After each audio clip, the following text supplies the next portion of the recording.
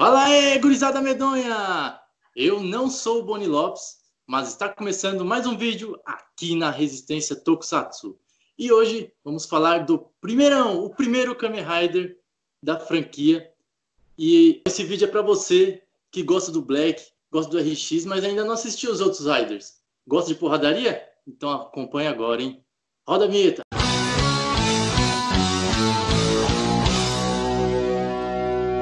A gente vai falar hoje do primeirão Kamen Rider. O que a gente vai abordar primeiramente aí? Shotaro Shinomori, né? Shotaro Shinomori. Que foi o grande criador, né? Não só dos Riders, como de muita coisa dos anos 70, de todo um molde de se fazer esse tipo de produção, né? Porque a escola que ele fez influenciou N coisas lá para frente. E foi por isso justamente que a gente trouxe esse quadro aqui, né? Para apresentar para o pessoal que não conhece as produções dos anos 70, né? Para justamente despertar isso nas pessoas, porque não se acha tanto conteúdo sobre esse tipo de produção no YouTube. Então, eu e o Vender aqui vamos estar por alguns vídeos falando sobre o Shows Rider, né? E, quem sabe, mais lá para frente, falar sobre as demais séries anos 70. E é bom avisar que Shotaro Shinomori foi quem criou a franquia Kamen Rider, Super Sentai. Se você gosta do Black, gosta do RX, você tem que ver, procurar assistir os demais Riders e até os pós, né, Riders, né? Da era Heisei, agora com a era Reiwa. É importante você buscar saber mais do conteúdo do Shotaro Shinomori, que foi o criador do Kamen Rider, o criador do Super Sentai. Então, é bom você procurar os Riders da Era Showa para você entender todo esse legado que vem passando de ano a ano, com tanto os Riders quanto o Super Sentai, Metal Hero. Então, se você gosta de Tokusatsu, você tem que buscar o início de tudo, né? E o início de tudo é o que a gente vai falar hoje nesse vídeo. Né, Thiago? Porque é tudo uma grande evolução, né? Todos os modelos, todas as formas vão evoluindo, vão se recriando conforme vai passando as eras. Então, é importante, pelo menos, conhecer, pelo menos entender. Lembrando que nesse vídeo a gente não vai falar do enredo da série em si, aprofundar nos episódios. A gente vai falar dos fatores externos à série. O background, a produção da série, as curiosidades, quem fez, quem deixou de fazer, o que foi feito. E vamos aproveitar, já vamos começar falando de Skullman. Skullman, então, era para ser o primeiro Kamen Rider, é isso? Não, na verdade, Skullman foi um mangá, né, do Ishinomori, feito em 1970, né? Sim. E ele queria levar isso para a televisão de alguma forma. No entanto, a Toei, na época, achou que o conteúdo de Skullman não era convidativo para a televisão, né? Não era mercadologicamente convidativo, porque é um mangá soturno, né? Um mangá um pouco mais dark, não seria tão rentável, né? Assim. Não seria tão adequado, essa é a palavra. Não seria tão adequado para o público que aquilo seria destinado. Então, por isso foi criado o contexto de Kamen Rider. Tanto que os designs iniciais de Kamen Rider são bem parecidos com o Skullman, né? São baseados no próprio Skullman. Até nasceu o conceito do herói gafanhoto, ciborgue e tudo mais.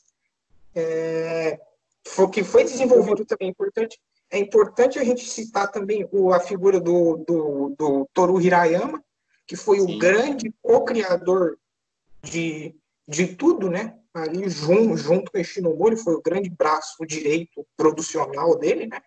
Era o cara que imaginava as coisas dele para a TV, que teve envolvido aí nessa adaptação.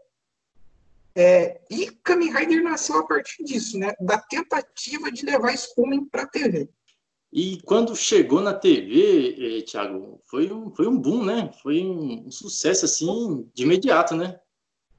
Sim, porque era diferente de tudo, né?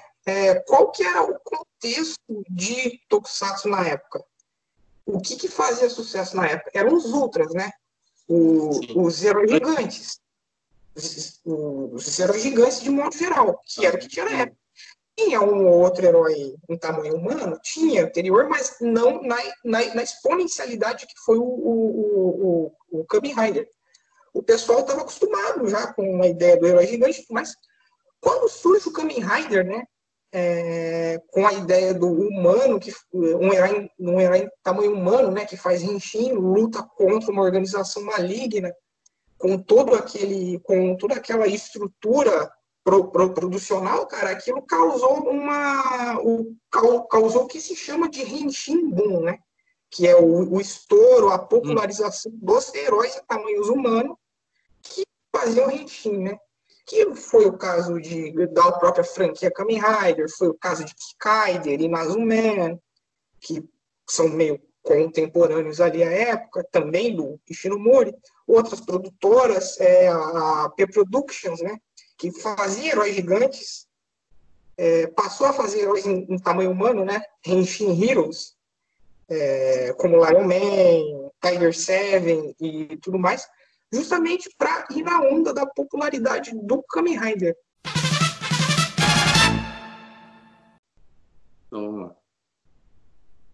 Tiago, a estreia de Kamen Rider, né, foi em abril de 1971, né? Sim. E teve 98 episódios, longos 98 episódios. O último episódio passou em fevereiro de 73, né? E o herói, no caso, era o Hongo Takeshi, né? Takeshi Hongo. Hongo Takeshi, que era um motociclista, né? E também um bioquímico, é isso? Sim, um estudante de bioquímica. Sim, um estudante, né? Que foi atacado, né? Pela organização Shocker, né? E teve aí o seu corpo modificado geneticamente, né? Virou um ciborgue, isso? Ciborgue é um Kaizoningen, né? Como eles chamavam na época. Era um termo bem comum. Que era, aliás, um motivo bem recorrente nas coisas do Ishinomori, né? Ciborgues, androides, mutantes. A maioria dos heróis deles seguem essa linha. Segue essa linha aí. E o corpo dele foi totalmente modificado, menos a sua consciência, né? É isso. Ele conseguiu escapar antes. Ele conseguiu escapar antes. E aí nasceu o nosso querido herói Kamen Rider Ichigo. Sim, o primeirão de todos, né? O engraçado é que, de primeira, o Hongo ele não fazia Henshin, né? O sistema do cinto dele, o Typhon, ele era movido por energia eólica, né? Que é por ar. E ele aproveitava a corrente de ar que era gerada pela moto para girar a hélice do Typhon e se formar. O conceito de Henshin, de fazer o negócio da pose de Henshin e falar o Henshin, curiosamente surgiu só com o Hayato Shimonji, que entra depois na série, que é o Rider Nigo, né? Teve uma mudança, né? O protagonista, o Hongo Takeshi, ele sofreu um acidente, não foi?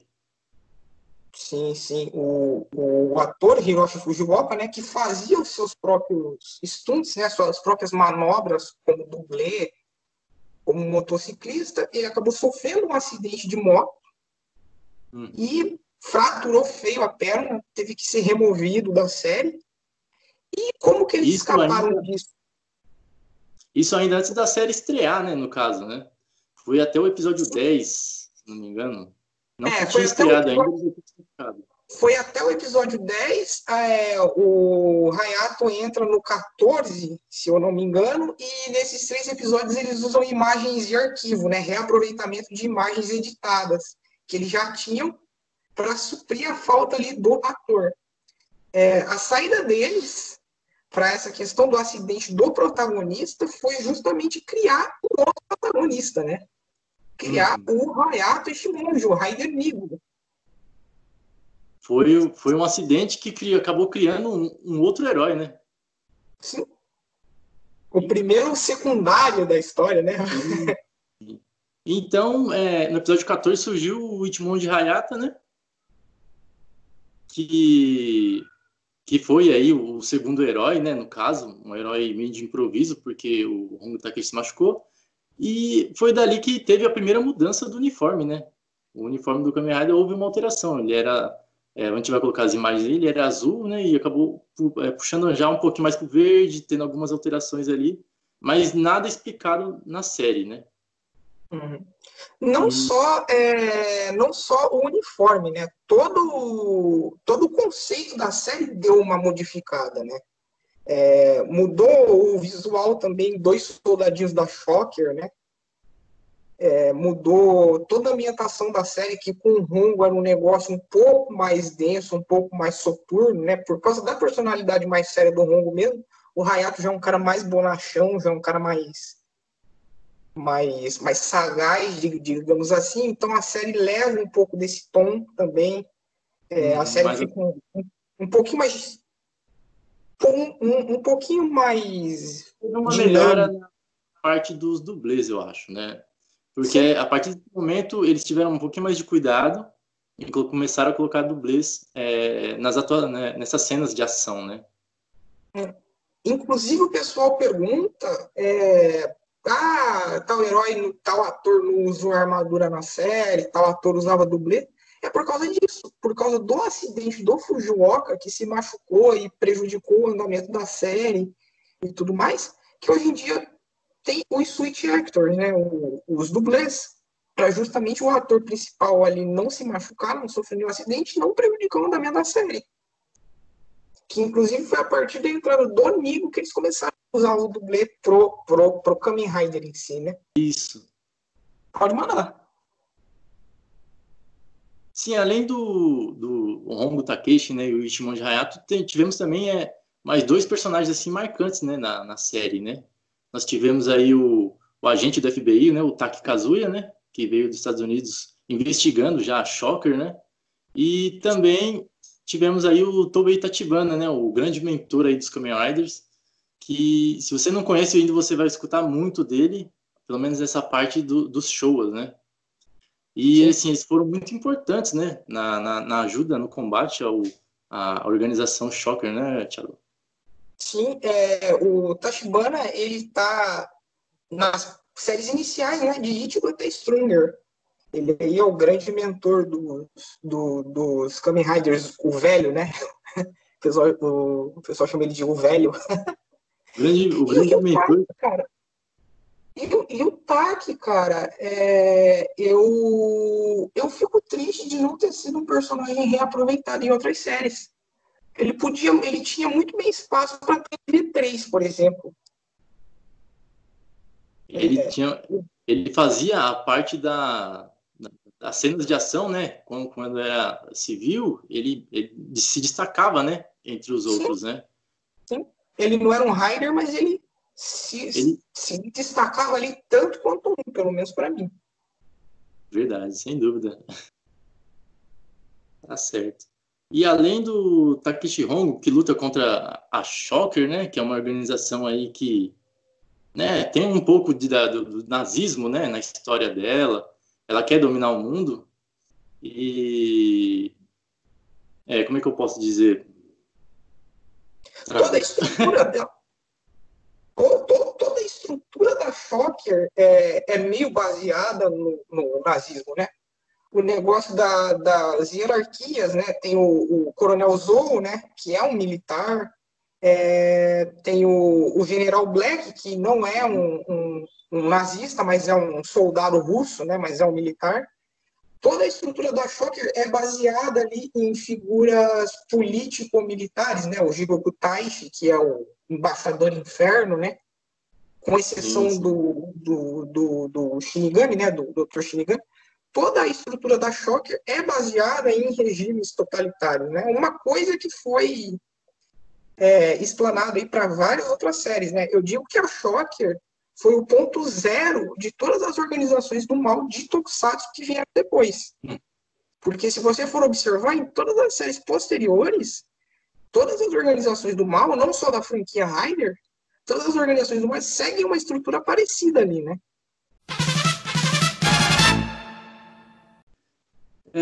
Thiago, tem algumas curiosidades bem legais, né, em Kamen Rider Ichigo, né?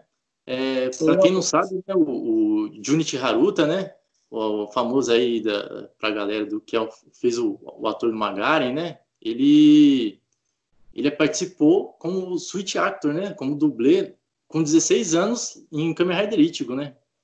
sim. Ele foi o dublê do próprio Hiker, né? Lá lá na retinha final, né? Sim. Da meiota ali pro final. Outra curiosidade interessante também é no episódio 84, é dirigido pelo próprio Shotaro Shinomori, né? Ele tinha essa grande vontade aí de dirigir os episódios das séries dele, só que como ele era muito atarefado com os mangás dele, com os inúmeros compromissos que ele tinha, nunca deixaram para justamente não prejudicar o andamento dos Sim. mangás dele e tudo mais, dos compromissos. Mas nesse episódio ele teve a grande oportunidade de dirigir e também atuar, né? Ele interpreta um pescador ali no episódio, que é a primeira vítima do monstro do E é um episódio. episódio, para quem for acompanhar a série, é um episódio que é bem diferenciado dos outros episódios. Então quando você assistir esse episódio, você vai notar que tem uma diferença assim legal, né, com os outros episódios. Ele é bem Uma específico. ambientação diferente. A visão dele era bem. A visão artística do Ishinomori era bem diferenciada. Então, quando tem a mão dele mais ativa ali, você consegue perceber isso. E, Thiago, o Masaru Igami, ele foi o roteirista também, né, em Kamen Rider, né? Sim, foi o roteirista de todos os episódios e de várias outras séries aí do próprio Shinomori, como todos os Riders, né? Alguns episódios de todos os Riders, né? De Ichigo até o Super 1. Também foi roteirista dos episódios iniciais de Kikaider e de Inazumano também. Boa, boa, boa. E teve 4 mudanças também do uniforme, né? Sim. Ou foi 3? Uma, duas, Hoje, três, a primeira azul, quatro. é porque assim, né? Tem o Ichigo e o Nigo, né? O Ichigo teve a Azuzona lá, teve a Sakurajima, que era aquela mais Sim, verde, e a Nil, que é aquela prateadona que a gente conhece, normal. é a mais E o, famosa que eles usam. e o Nigo teve aquela verde, que tem o capacete preto, escuro, né? E também teve a Nil, que também é aquele capacete prateado com as luvas vermelhas ou laranja, tanto faz. Uhum. E como eu falei, né, no início, né? Essa série ela foi um experimento para a Toei. Então, ela teve muitos pontos positivos, mas também teve pontos negativos, né? Um ponto negativo, pelo menos para mim, que eu vejo, é a falta de continuidade da série. Às vezes estava acontecendo alguma cena ou acontece alguma explosão e depois eles já cortam como se fosse tivesse resolvido. Só que não mostrou como se resolveu, né? Teve essa questão também, furos de roteiro, né? Sim. Com o decorrer da série também, né, Thiago? Como foi 2 anos aí, ou um pouquinho mais, os personagens, né, ao redor ali dos Riders, né, do Toby Bashir, foi mudando também, né? Teve bastante alteração também, né? Sim, os coadjuvantes, né? Isso, pode ir. Teve bastante. Mas também a gente pode falar também que teve muitos pontos positivos, né? Tanto é que não fez sucesso por acaso, né? Sim. Causou uma Sério. revolução na forma de produção do gênero, né? Gerou uma franquia, gerou todo um formato de se produzir o negócio. Até no começo ainda não se usava explosão, né? Só foi pensar em usar explosão dos monstros, né, no caso, no final, na parte quase final da série. Sim, sim. Então, essa questão dos pontos, né? Essa primeira série é uma série formulaica, né? Segue alguns padrões de produção que É uma série extensa, 98 episódios, né? Uma das maiores séries que teve na época. Acho que só perde pro Gambari Robocon, que teve 117 episódios, né? Mas 98 episódios também é coisa pra caramba. E Sempre o é monstro uma. do dia, né? Oi? Sempre o monstro do dia, né? Sempre o monstro do dia. Assim, E o que eu falo? Se você é acostumado com o padrão anos 70, com o modelo anos 70, beleza. É bem padrão anos 70, é bem formulaico, como era, tudo era estética producional de época, né? Como hoje em dia são as histórias continuadas, né? Os roteiros continuados, como se fosse um drama.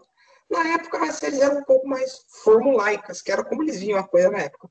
Agora, se você não é acostumado com esse tipo de produção, se você por acaso nunca assistiu nada anos 70, nada desse período, eu não recomendaria você maratonar ela direto.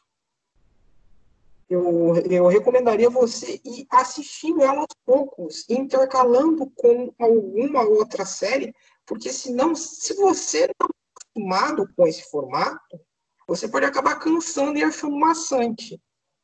Para mim, é, que sou acostumado com anos 70, gosto pra caramba de anos 70, assisto tranquilo os 98 episódios numa boa. Agora, é para que alguém que não é tão familiarizado com essa fórmula, pode estranhar, pode achar um pouco maçante. Então, eu não recomendaria alguém a maratonar, alguém que não é acostumado com isso, maratonar. É que é uma série que, como ela foi, ela é muito longa, né? 98 episódios são bastante.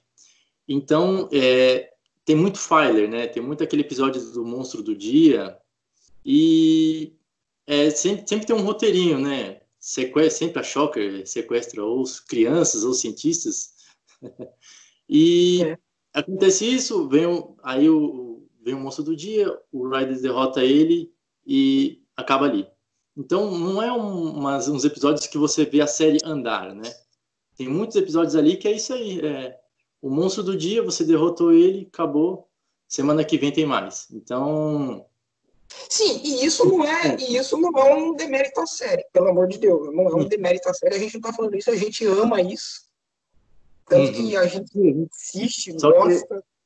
A só gente que está aqui gravando o vídeo sobre. Só que são coisas que talvez para quem não é acostumado possa estranhar ou possa achar ruim. Para quem é para acostumado com você, um modelo mais recente, né? É bem diferente. para você que assistiu, ó, Kamen Rider Black, Shadow Moon, não pense que você vai assistir Kamen Rider Ichigo, por exemplo, pensando que o tipo de ação, aquela velocidade de luta vai acontecer no Kamen Rider Ichigo. Se você ver, você nitidamente vai perceber que o soco não pega no inimigo, né? Os pulos não são tão coreografados porque era uma experiência. Então, Era quando tudo você for muito pegar, experiência. exatamente, quando você for pegar essa série para você assistir, você já tem que ir com uma mentalidade preparada para entrar como se você fosse ver aquela série em 1970, na década de 70, para você não se decepcionar. Você tem que assistir ela dando esse respaldo, entendeu? Não vai pensar que é uma série toda produzida, toda.